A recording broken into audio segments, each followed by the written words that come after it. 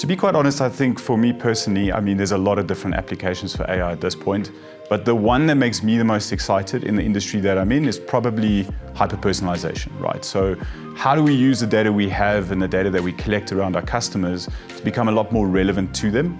And how do we start becoming more than just a provider of products, but become a more trusted partner in the moment when a customer needs us?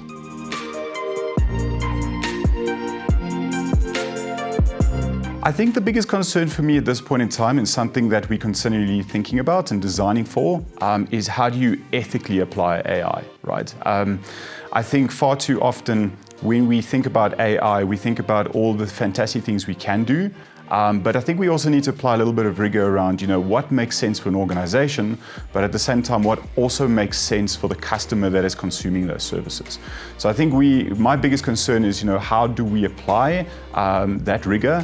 Obviously, globally at this point in time, the only place that has actually launched an actual policy around this is the EU, but I would imagine that these type of policies are going to become more prevalent across the globe, which I actually think is a good thing.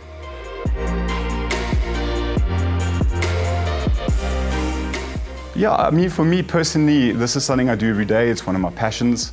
For me, there's an absolute art of the possible with this, right?